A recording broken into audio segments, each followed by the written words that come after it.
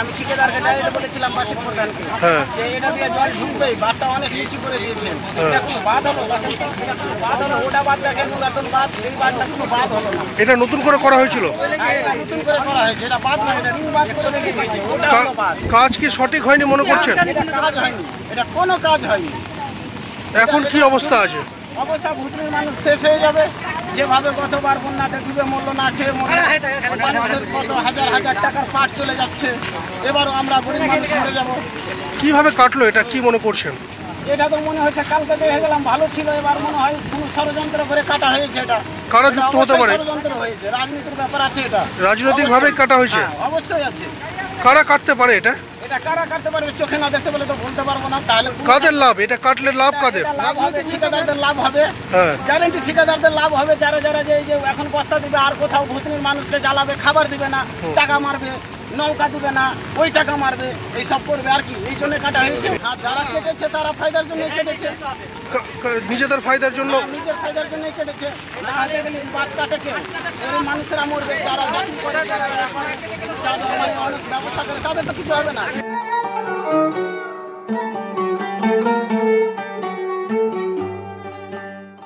এটা কাটানো হয়েছে, সম্পূর্ণ কাটানো হয়েছে। এটা কেউ কেটেছে? কেউ কেটেছে। এটা সারা কালকে আমি রাত্রে দেখে গেছি 10টার সময়, বাদ তো কাটার রকম ছিল না, কিন্তু এটা সকালে মোটামুটি 5টা 6টা দিকে কেটেছে। এটা বাড়ি কেউ কেটেছে না নিজে থেকে কেটেছে? না, কেউ কেটেছে। কেটে কি জন্য কাটতে পারে?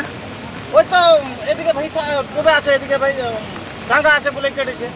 ইচ্ছা করে কেটেছে? ইচ্ছা করে কেটেছে। এটা কোনো কি রাজনৈতিক চক্র হতে পারে, রাজনৈতিক লোক যুক্ত থাকতে পারে। হ্যাঁ। কাদের লাভ এই কাটলে? এই কাটা হলে কাদের লাভ হবে? ও তো ডুবা আছে পানিতে, জলে, তার জন্য কেটেছে। আচ্ছা আচ্ছা, কি হবে এখন? গোটা কোন এলাকা ভাসবে? এখন কোটাই ভাসবে, এখন গোটাটাই ভেসে যাবে?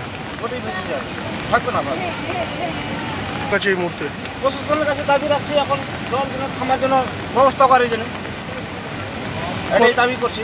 কতটা অংশ নয় এখানে দেখছেন? কোনো অংশ দেখছি এখন, বহুত অংশ এখন কাটছে। বাদে কাজ করা হয়েছিল, বাদের কাজগুলো থাকতে পারলো না।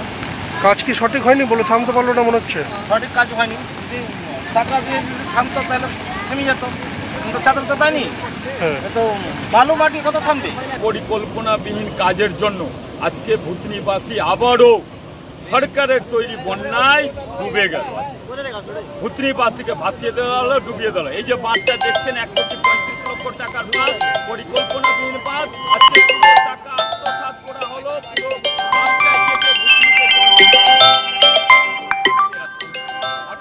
ইনকামের করিডোর তৈরি করেছে। এই সরকার ভুতনিকে রক্ষা করবে না, ভুতনিকে শেষ করে দিবে। ভুতনি 3টা অঞ্চলকে প্রতারণা করা হচ্ছে মানুষের সাথে, তাদের সঙ্গে বিচারিতা করা হচ্ছে। এবং এই যে আজকে হচ্ছেটা কি, ভুতনিবাসীর দুর্দশার শেষ নেই, অথচ এই সরকারের হেলদোল নেই। এই সরকারের তৈরি বন্যাতে আজকে ভুতনিবাসী ভাসছে।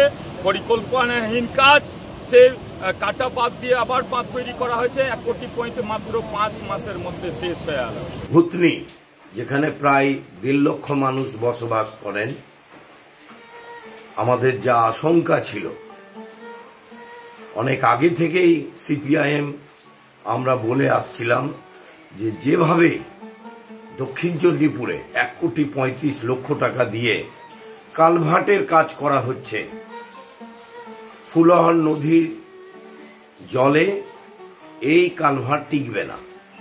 তাই হলো আজ সকালে সেই দক্ষিণ চণ্ডীপুরের কালভার্ট, যেটা গতবার কাটা বাঁধ নামে পরিচিত, এবং উল্টো দিকে হচ্ছে হীরানন্দপুরে গঙ্গা নদী। গতবার গঙ্গা নদীর কাটা বাঁধের অংশ দিয়ে জল ঢুকে দক্ষিণ চণ্ডীপুরে জনগণ তখন এই বাঁধটাকে কেটে দিয়ে জলটাকে বের করেছিল। কিন্তু সরকার থেকে, তৃণমূল সরকারের থেকে যে বাঁধটা কালভার্ট দিয়ে তৈরি করা হলো, কাটা বাঁধটা দক্ষিণ চণ্ডীপুরে, সেটা আজকে ভেঙে গেল। হু করে জল ঢুকছে, কোনো সুযোগ নাই। ভুতনির মানুষের 1.5 লক্ষ মানুষকে আবার বন্যায় ডুবালো মানিকচকের বিধায়ক সাবিত্রী মিত্র। ডুবালো সেচ মন্ত্রী সাবিনা ইয়াসমিন, মানস ভূঁইয়া, এদের বিরুদ্ধে তো এফআইআর করা উচিত ভূতনির মানুষের।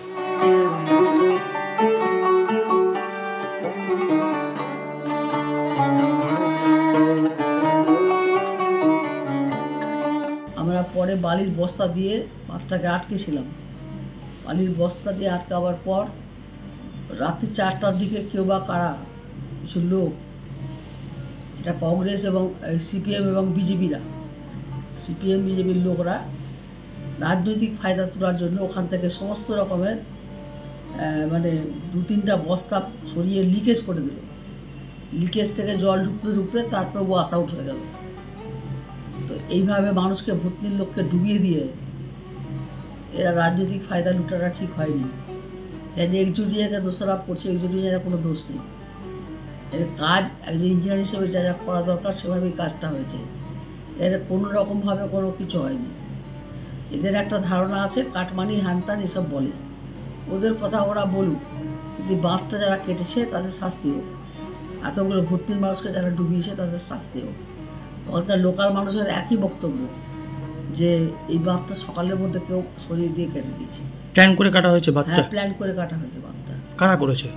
কারা? আমি তো সিপিএম বিজেপির লোকদেরই করে হবে, আমাদের লোকেরা তো করতে যাবে না।